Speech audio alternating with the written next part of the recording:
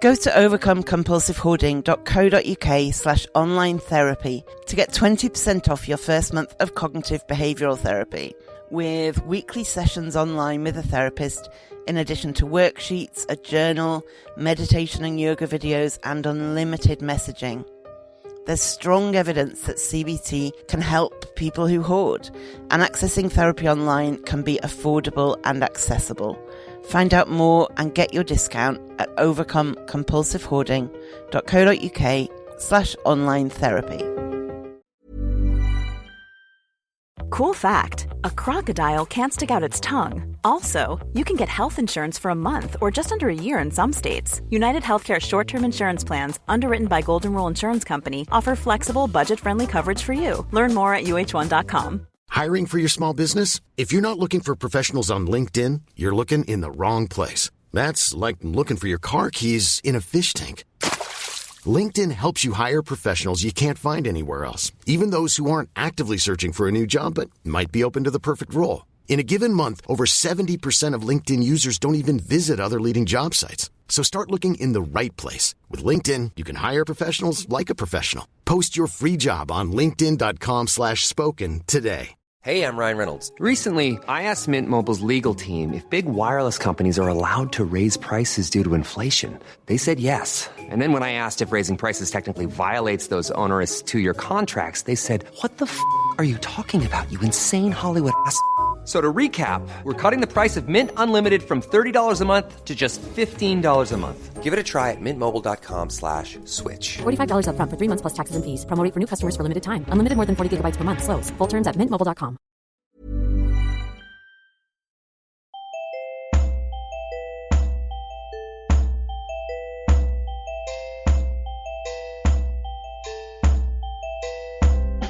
Welcome to the Overcome Compulsive Hoarding with That Hoarder podcast. I am drowning in stuff and trying to find a way out. Listen as I explore the issues and delve deep as somebody profoundly affected by hoarding disorder. Find out more, including links to subscribe to the podcast, at overcomecompulsivehoarding.co.uk, and follow me on Twitter at That Hoarder and on Facebook at facebook.com/That Hoarder.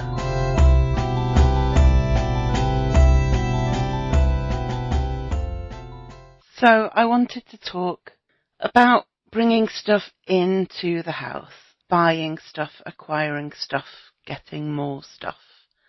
It's the worst idea when you're a hoarder, especially when you're a hoarder trying to de-hoard. But I keep doing it. And I don't quite know why. I guess it feels good. But why does it feel good? I don't know what it is about it that feels good. But there's something about going onto Etsy or, or wherever and just going, oh, I really would like that whatever, and getting it, and then a few days later there's something else in the house, and even if it's a wanted thing and a needed thing, it's still a thing that, number one, needs a home, and I don't know where that is because everything is chaos, and number two, it has packaging that then has to go right back out of the house again. So it's creating more and more work. The biggest problem is boxes. I feel like since I started the de-hoarding process, 90% of that has been dealing with boxes. And yet still I order things that come in more bloody boxes. Even when I do it, even when I'm clicking buy and I'm excited and I really want this thing, part of me even knows then you shouldn't be doing this. Occasionally, I get as far as adding a few things to the online cart and then just close it all down before I buy. That's the idea. Well, I guess the ideal is not going there in the first place. But if I do go to a shopping website, the ideal is to shut it all down before I buy anything. But not every time, and so sometimes I do place an order. And sometimes I even try and justify it to myself, like it's a nice box, so it will help you organise. But I've already done a whole episode on why buying storage products is not a good thing to do. So it's not like I don't know that I'm kidding myself. The truth is, apart from absolute necessities like food and medicine, I need to not be buying new stuff. Yet what do? I buy new stuff. And if this is frustrating for you to hear, believe me, it's extra frustrating for me to be living. I have a few things that sometimes help. One is, if it's a book, if I really, really, really want a book, then I only buy it if I can buy it on Kindle. Now, I know Amazon is evil and all that, but prior to getting my Kindle, I would buy so many books, and they do take up space. Now I've got the Kindle, it's not even just that they don't take up space anymore.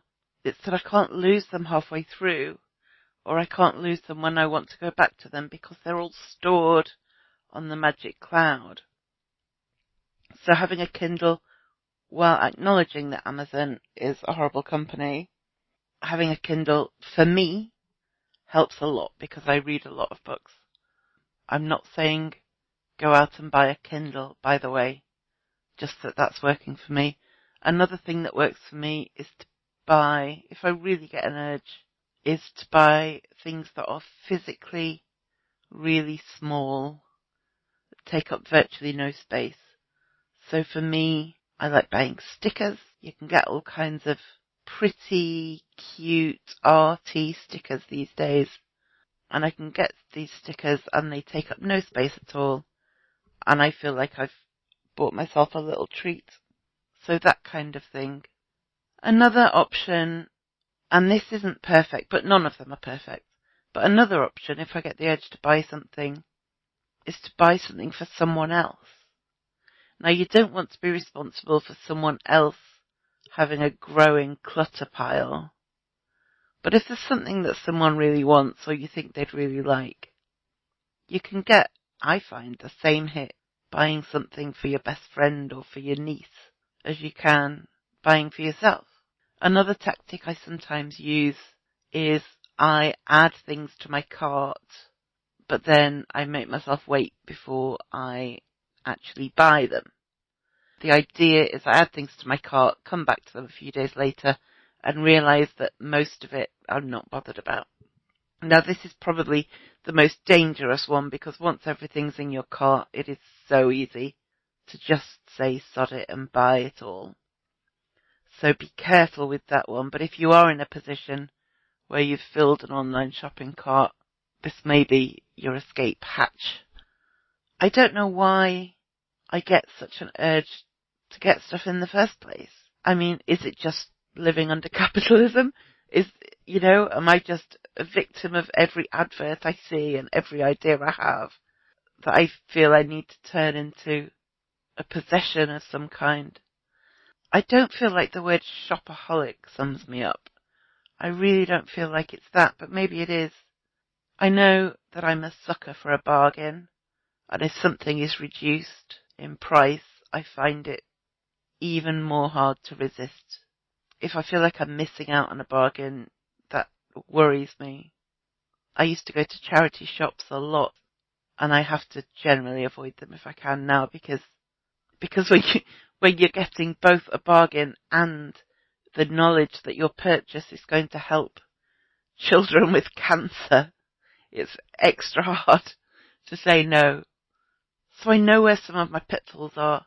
I know some escape routes, and yet still stuff comes in. I feel like also like my time of the month, I feel like I'm a bit more impulsive at certain times of the month, and I think that might be when I'm more likely to make a purchase. I don't know, I should probably try and track that maybe, see whether there's a pattern. I don't know. Not an excuse, but if I can understand myself better, that can't hurt, right? But what I wish I had was an understanding of why I do it at all. Why do I sometimes feel an overwhelming need to acquire new stuff? I don't like that part of myself. It's not how I think of myself. And yet, sometimes I do it. If you have any insights on that, do drop me a line. you can find my socials and email address on my website. I mean, let me know what you think. I would appreciate that. Now on Broadway, An Enemy of the People is a New York Times Critics' Pick. Jeremy Strong is one of the great actors of his generation, hails the Chicago Tribune. In a performance the Wall Street Journal praises as powerfully affecting and bitterly funny. Michael Imperioli sets off sparks, cheers the Hollywood Reporter. Victoria Pedretti is luminous, raves variety. From director Sam Gold and playwright Amy Herzog, An Enemy of the People is urgent, electrifying, and haunting, declares USA Today. An Enemy of the People, on Broadway through June 16th only. Hey everyone, I'm Craig Robinson, co-host of the Ways to Win podcast, alongside my good friend John Calipari. I've been on the go recently. Phoenix, Kansas City, Chicago. If you're like me and have a home but aren't always at home, you have an Airbnb. Hosting your home or a spare room is a very practical side hustle. If you live in a big game town, you can Airbnb your place for fans to stay in. Your home might be worth more than you think. Find out how much at airbnb.com/host.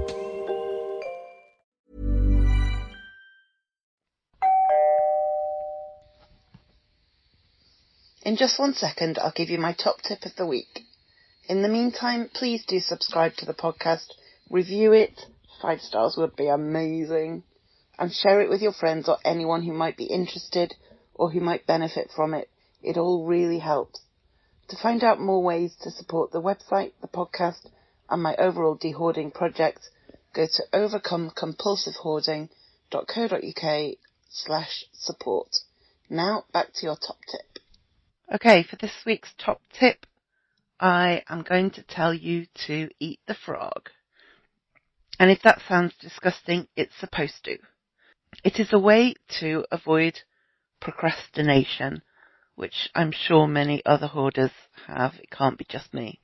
And it comes from some advice from Mark Twain, who said, if it's your job to eat a frog, it's best to do it first thing in the morning.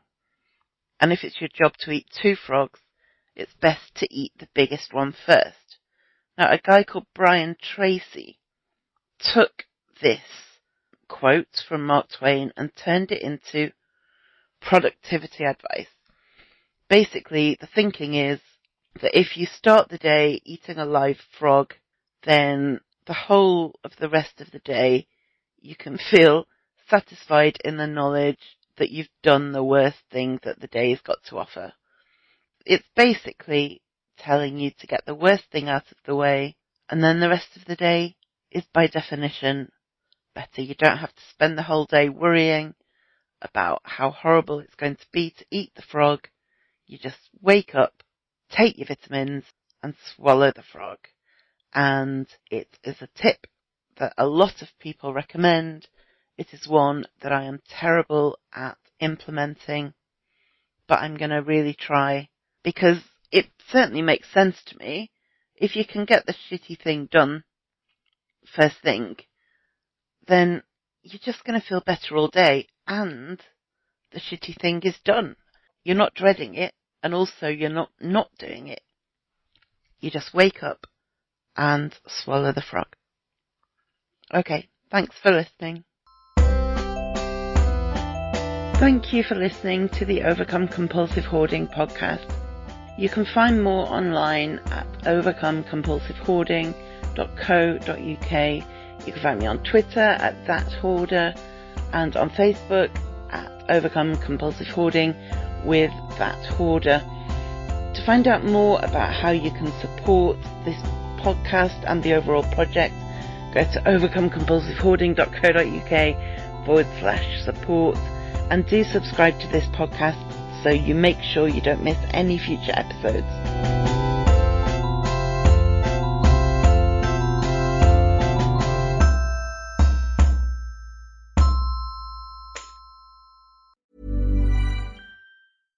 Now on Broadway, An Enemy of the People is a New York Times Critics' Pick. Jeremy Strong is one of the great actors of his generation, hails the Chicago Tribune. In a performance the Wall Street Journal praises as powerfully affecting and bitterly funny. Michael Imperioli sets off sparks, cheers the Hollywood Reporter. Victoria Pedretti is luminous, raves variety. From director Sam Gold and playwright Amy Herzog, An Enemy of the People is urgent, electrifying, and haunting, declares USA Today. An Enemy of the People, on Broadway through June 16th only.